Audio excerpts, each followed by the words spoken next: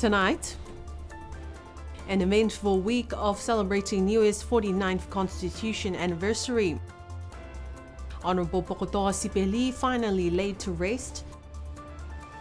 And New Zealand author writes children book on Trevor the duck.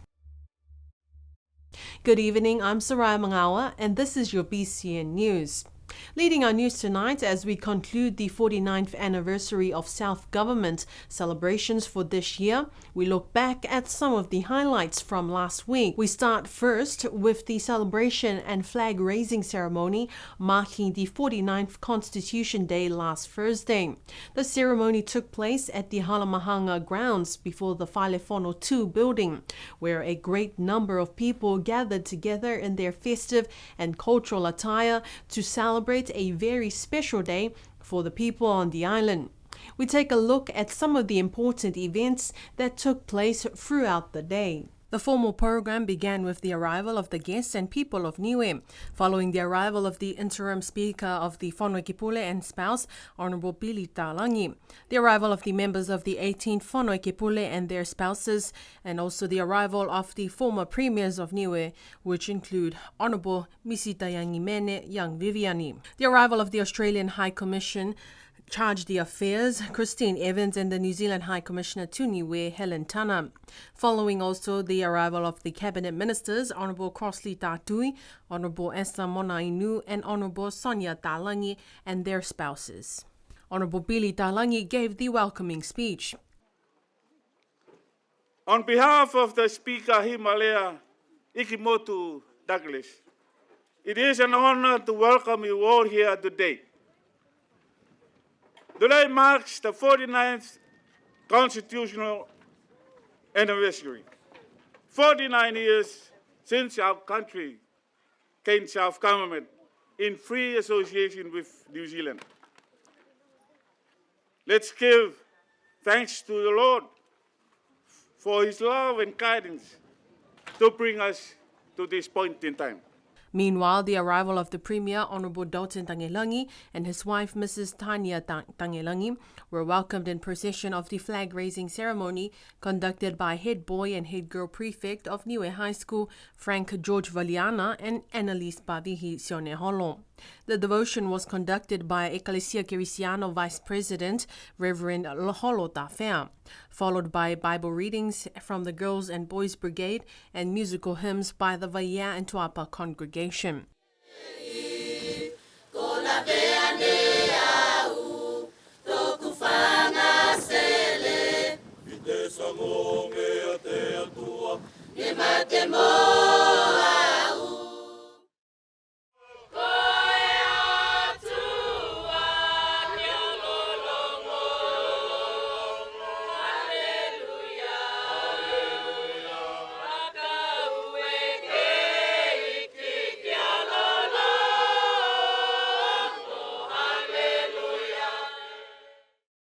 Premier Tangelangi made an address following the devotion. Here is part of what he had to say. My fellow Niueans, it will be our golden jubilee of 50 years, and I'm very much looking forward to it. As it will be the defining moment of Niue's history and Niue's future, with our constitutional partnership with New Zealand and other partners and sponsors. Last year I spoke how Niue values our constitutional arrangement with Aotearoa New Zealand. Now 49 years later, after it all began, we have grown up. Niue have stepped up. And Niue is ready for more greater partnership with Aotearoa New Zealand like never before. The second part of the program was the official reception, which included light refreshments, entertainment and performances by the Toa Niue Manoiha tour group of Niue Primary School preparing to go to New Zealand next year, and the Royal New Zealand Navy Band also performed. A beautiful 49th Constitution celebration as the island looks ahead to celebrating 50 years next year.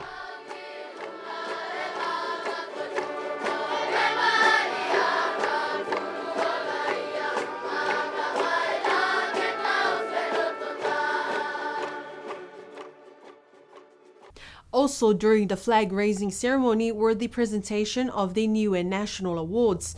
This year, no one was nominated for the highest award, the Niue Distinguished Cross for the services to Niue.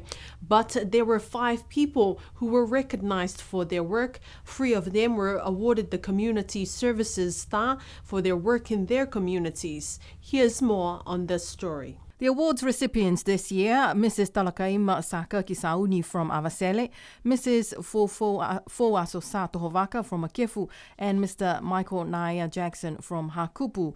They received the Community Stars Awards. Meanwhile, 2 retired commissioners of the Niue High Court were also recognised for their exemplary dedication to the Niue Public Service.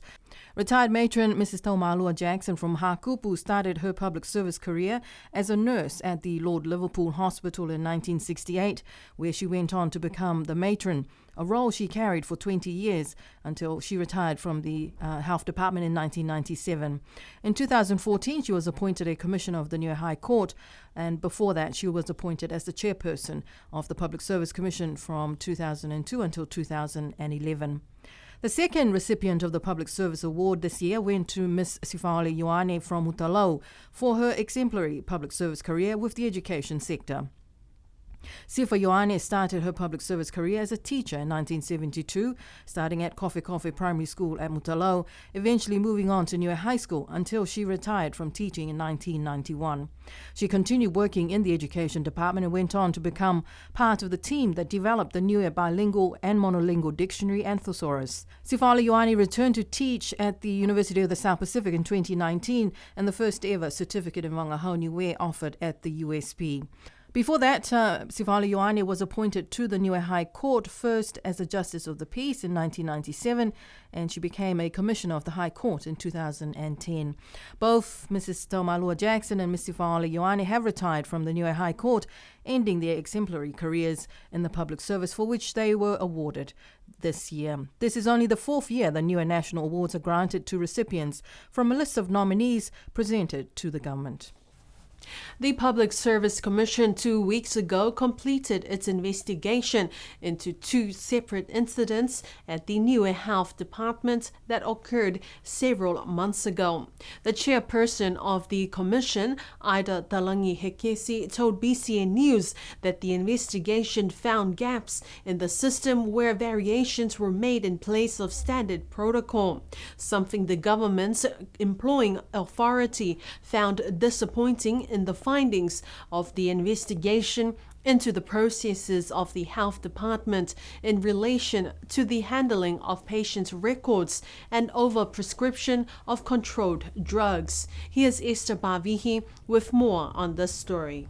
Commissioner Ida Talangi Hekesi said that the findings of the investigation was disappointing for the Public Service Commission, but it was necessary to ensure processes and protocols are adhered to in the public service. And she says that the investigation found clear variations from standard procedures and protocols of the Health Department. And first and foremost, I'd like to begin by saying that patient care is of the uttermost importance to the Health Department, as well as the Niue Public Service Commission. When these incidents were brought to our attention, of course, due process had to be followed, and we did the investigation, and that was done by Inspector Hagan. And the key findings came out in the report just late last week. The actual key findings was a bit disappointing from the Niue Public Service perspective. However, as I said to everybody, it's not a witch hunt. It's actually to make sure that processes and protocols are adhered to, and if there are gaps that we plug up those gaps and strengthen them. But the key findings that actually came out from the investigation, that was there was a clear variation of processes, workflow processes and protocols, which is disappointing. However, these processes are put into place for a reason, It's to mitigate and minimise risk. And sometimes when you vary, this is what happens.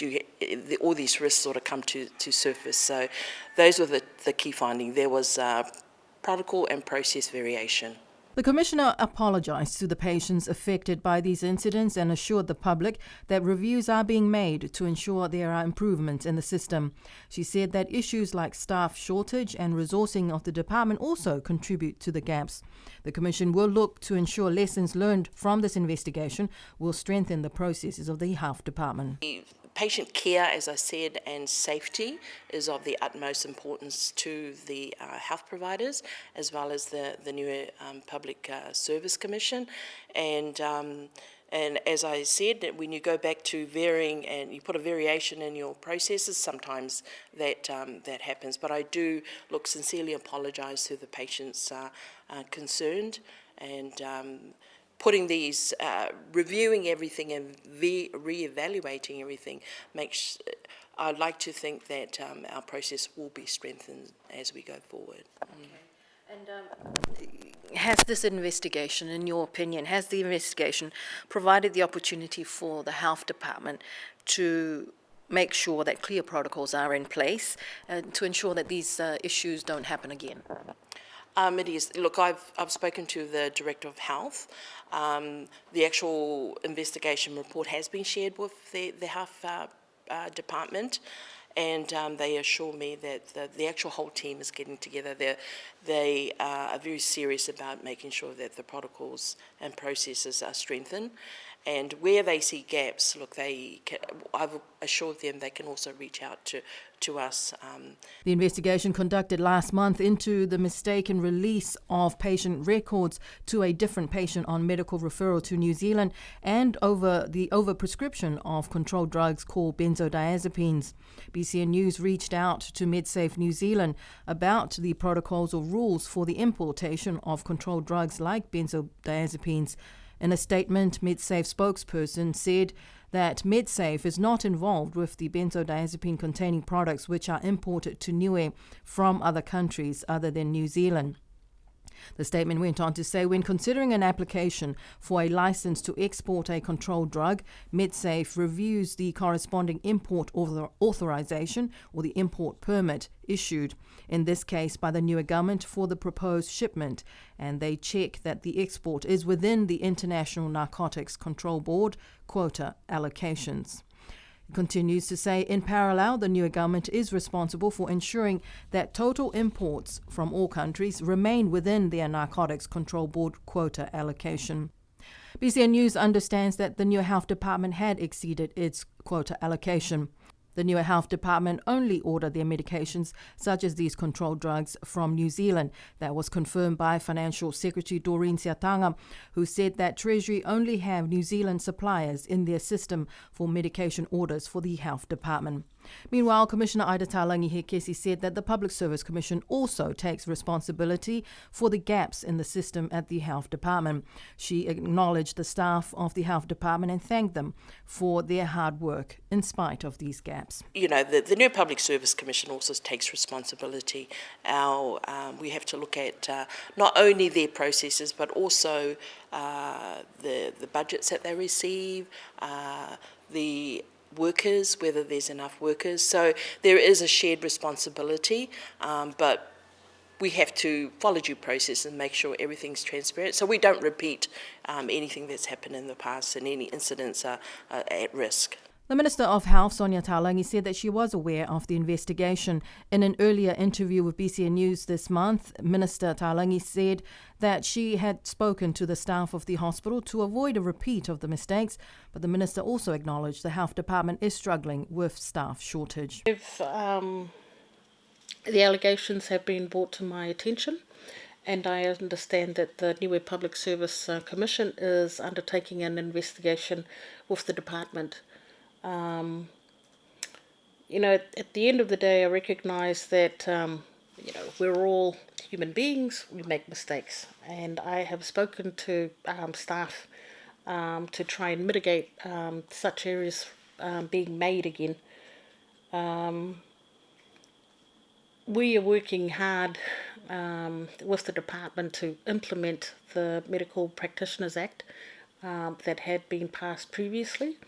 However, we are being impacted by the nursing shortage or medical professional shortage, which is across the world, and is impacting us badly, not only at a nursing level but also aged care in particular at this time. So it's very important for us to work to try and get more staff again. The Public Service Commission said that the report of its investigation will not be made public, given the sensitivity of the information it contains in relation. Last Tuesday, Honourable Po Sipeli was finally laid to rest at his home in Liku. His wife Sapati and family members arrived on the last Monday flight to bring him home. Honourable Po passed away at 80 years old on the 29th of August. Family, friends, loved ones and colleagues all gathered for his final moments in Liku. A reverent and sincere service for Honourable Po Sipeli. Here's more on this story. Honourable Po Sipeli had served as a Member of Parliament for the village of Liku for 30 years. He also served as a Cabinet Minister for 12 of those years in the late Sir Toke Talangi government. The eulogy was delivered by his family and loved ones, including Common Roll Member Honourable Billy Talangi representing the Whanokepule and Premier Honourable Dalton Tangilangi on behalf of the government. As per tradition and protocol, the Niue Police were also part of the service with the Guard of Honour. And following with the convention of the passing of members of the Whanokepule and standard protocol, the Niue Police performed the Guard of Honour and presented the Niue flag to Premier Dalton Tangilangi, who then presented it to Honourable Sipeli's wife, Sapati Sipeli. The late Honourable Poko Sipeli was the recipient of 2022 last year's highest national award, the Distinguished Cross, for his service and dedication to the government and the people of Niue. Another significant milestone highlighted in the flag raising ceremony last week was the launch of the Niue Oceanwide Trust and Ocean Conservation Initiative. Minister of Natural Resources Honourable Esa Monainu was able to address the opening remarks for the Now Trust and Ocean Conservation Commitments, or OCCs, at the ceremony last week. Last month, Premier Dalton Tangilangi and his delegation were able to officially launch the Niue Oceanwide and Government of Niue Private-Public Partnered Initiative, known as the Ocean Conservation Commitments, OCCs, in New York. This marked a significant step forward for Niue as a global leader in ocean conservation and a sustainable financing mechanism for ocean conservation. Last Thursday, Minister of Natural Resources Honourable Esa Monainu delivered the remarks on this significant milestone. Over the last 8 years, the government of Niue have been working together with Tofia Niue under a public-private partnership to implement the Niue Oceanwide project. This project has enabled Niue to take bold steps to address impacts of climate change and contribute towards a global change.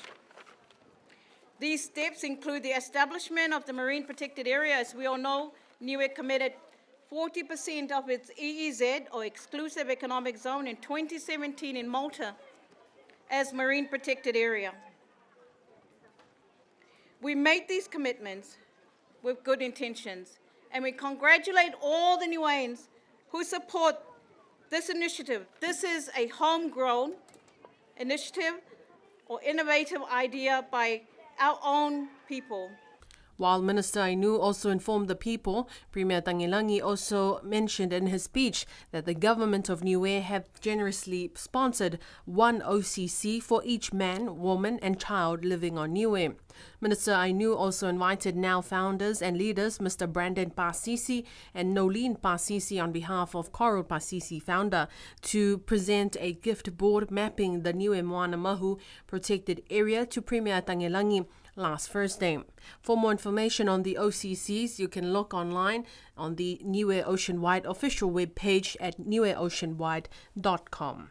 Two managers of the Sea, Air and Land Communication, Celcom, based in New Zealand, are currently on the island to undergo repairs and testing for the tsunami sirens. Members of the public are cautioned to remain calm and not be alarmed when tsunami sirens are sounded in the coming days ahead, as it is a test and not an actual tsunami alert. The team came to Niue last November to conduct assessments and are now back to follow up from the last assessments made. BCN News was able to speak with Salcom's Technology Solutions Manager, Mr. Gareth Cameron, yesterday morning. So the assessments were basically, we were supposed to come back and complete the installations, but the COVID lockdown got in the way. So the system was basically left for 2.5, nearly 3 years. So to determine whether we could do the stage 3 installations, we had to come over and just check what the state of all the existing sites were, make an assessment from there and decide what would go, where to move forward from there. Came over at the end of November, did the assessments. Not surprising, some of the results that were found. Those results were passed on to NEMA in New Zealand. They were given options about whether to replace the system, upgrade it or repair it. They chose to repair, so that's why we're here now. Gareth says that all the tsunami sirens are controlled through a radio system. The one that they are setting up at the National Disaster Management Office is a computer-based system. This means all the sirens can be managed and controlled from the NDMO office. The community members are warned of tsunami siren testing in the coming days ahead, to remain calm and not to be alarmed. There will be a few siren tests. They'll be short, so 5-second bursts. There will be an announcement in English, unfortunately, I don't speak Niuean, just advising people that there will be a siren test and not to panic about it. The sirens will only run for 5 seconds, so it'll just be a quick wind up and then wind down again. And there'll be another announcement at the end saying that all testing is completed. According to Gareth, there are only 6 tsunami sirens currently working, but they are hoping after they conduct their testing, 10 to 11 sirens will be operational. There are 8 tsunami sirens posted on the western villages from Avasele to Hikudavake. There is one at Hakupu, and they are currently working towards installing 1 siren in Vaia.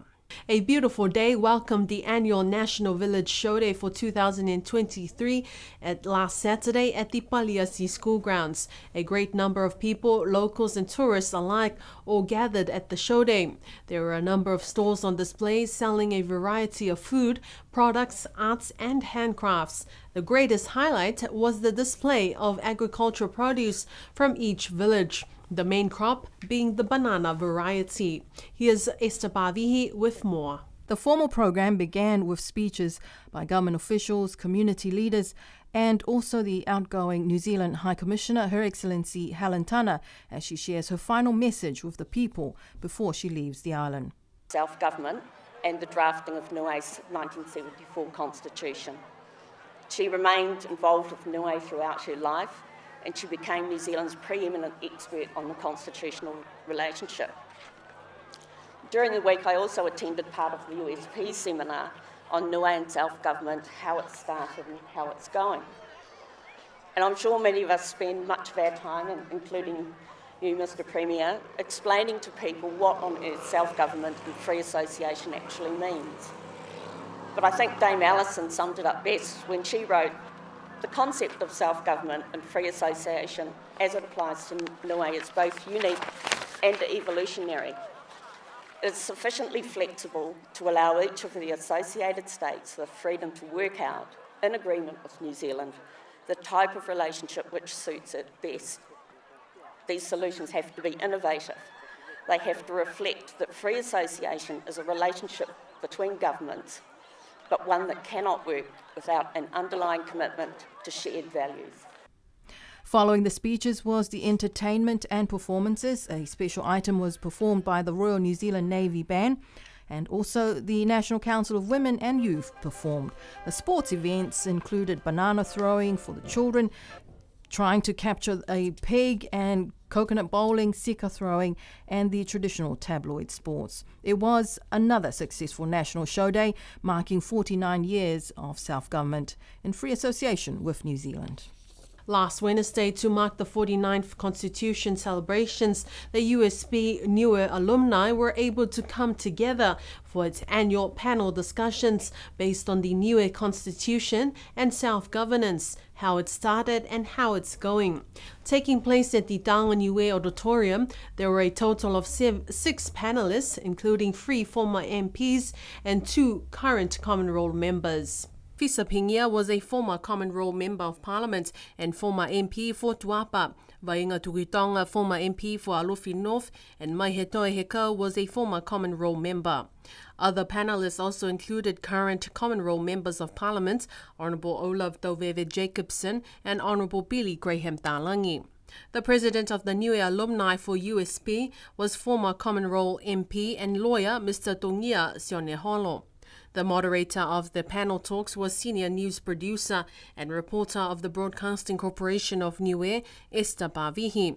Although there were not as many who attended the panel discussions, there were a lot more watching the live stream broadcasted by Rocksteady Entertainment on island and overseas. There were many interesting discussions and questions and answers heard from the panel talks.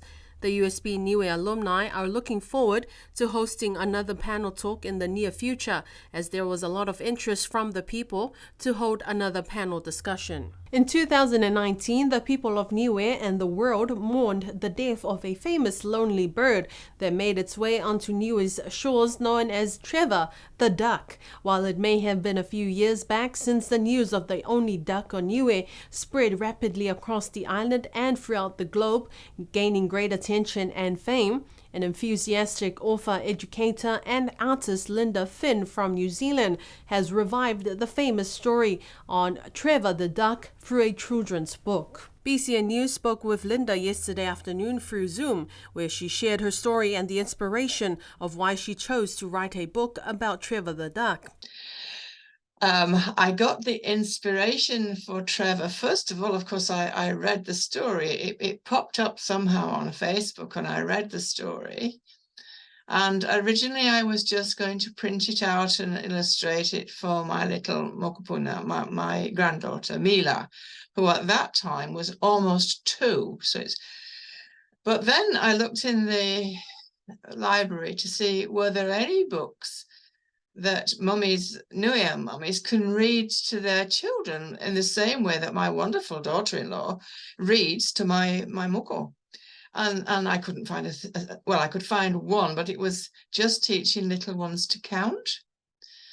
So I then looked around and I realized there was pretty much nothing. And because Trevor was such a brave duck and he was so inspirational, I thought, well, I'll write this for my granddaughter. Her name is Mila, but I'm going to see if anybody is interested in publishing it, because I've always been passionate about children having literature in their own language. When we immigrate, we lose so much of our own traditions, and if we don't even have the literature, then we lose even more. So Scholastic decided that yes, they liked my story. And so that's sort of how it started. And I was just so excited, And especially to see Trevor fly again, live again. It was such a sad story. Of course, in the book, we don't talk about Trevor's real ending. But anyway, we kind of gloss over it. Well, the rest of the story is a fairly happy, well, a very happy story for little ones. Linda says that the book will officially be launched and available in bookstores in New Zealand next month on the 1st of November. It would also be available for purchase on Amazon Australia. Although Trevor the duck is no longer here, he continues to live through Linda Finn's children's book on Trevor the daring duck. Gospel Day, otherwise commonly known as Ahopenia Mina, took place on Monday this week. Since 1846, Ahopenia Mina continues to be a historical commemoration for the people of Niue. On Monday, the Ecclesia Kirisiano Niue commemorated 177 years since Christianity was first brought to Niue by the first Niuean missionary known as Nukai Penyamina. The Penyamina annual service is one of 2 opportunities for the Ecclesia Kirisiano Niue to generate some revenue for its operations. From the tithings donated and contributed towards the day, an overall total of 82,800 was collected for the work of the Ecclesia Niue from all the 13 village churches that contributed on the day. and their families. On Tuesday this week, the Niue Chamber of Commerce was able to host its annual Business Expo for 2023 at the Commercial Centre in Alofi. A number of locals and tourists were seen supporting the business stalls of junior and young entrepreneurs from primary and high school onto local businesses. Here's more on this story. BCN News spoke with the CEO of the Chamber of Commerce, Catherine Papani, that morning. The Niue Business Expo has been run by Niue Chamber of Commerce for over 10 years, probably its 13th year. It started down here at the Commercial Centre when we first did the Business Expo, and then we moved it up to the National Show Day. Past 2 years, and this is the second year, we've brought it back down because we needed to give support back to our businesses in the Commercial Centre with foot traffic, and we also realised that we've got a lot more children in our junior and young entrepreneurs program, and therefore they will take up quite a bit of space. And I think for us at Niue Chamber of Commerce, it's been really important to promote and support our businesses. We've just come out of COVID and we're just settling, and opportunities like this, a celebration of Constitution, is really important for us. Charlotte Mangatongia from the Chamber of Commerce also spoke with BCN News, this being her first time in her role as the team project manager. Yeah, this is my first time leading a project like this. It's been a good experience. It's been a great opportunity to work with our local businesses and support our businesses to make the event happen today. It's great working with our businesses too, to have them registered and set up to sell and promote their business, marketing and all, and to work with the juniors and the young as well. It's been all great. Yeah. 23 businesses participated in the expo, including 3 junior entrepreneur groups and who were in year 5 and 6 of Niue Primary School, and 4 year 10 entrepreneur groups from Niue High School. 16 local businesses in the private sector participated alongside those students. As per tradition, the Niue Vodka Association were able to host some vodka racing events last week in celebration of Constitution Week. According to Niue Vodka Association Secretary Carmen Fuhiniu, it was another exciting and successful competition this year. Here are the winners for the vodka events last week. For the mixed relay competition, first place went to Maika Fuhiniu Viviani and Clifford Marsh. Second place went to Taumawhai Fuhiniu and Bella Fuhiniu, and third placing went to Roxy Demso and Presley Viliamu. For the fishing canoe men's race, first place went to Presley Viliamu, second place to Poyo Kesene, and third place to Clifford Marsh. Niue Vodka thanked all sponsors, winners, competitors, organisers and supporters for making it a successful week. The third and final game of the State of Niue Toa Motu Rugby League tournament between Motu and Tafisi took place last Wednesday at the Paliasi School grounds.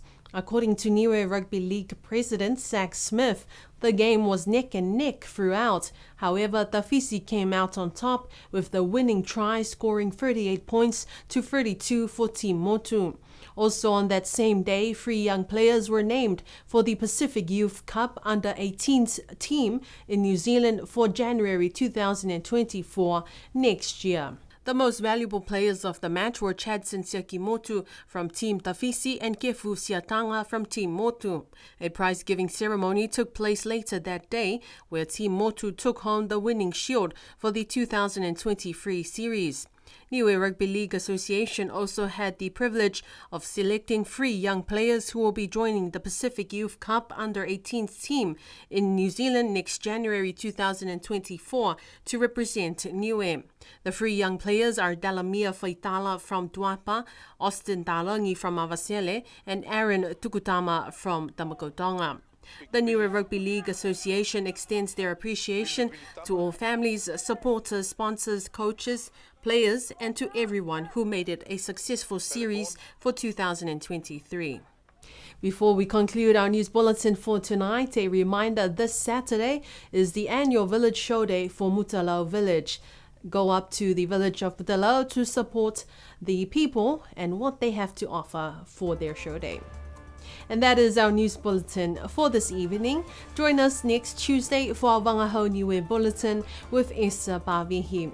Until then, I'm Sarai Mangawa. Have a good night.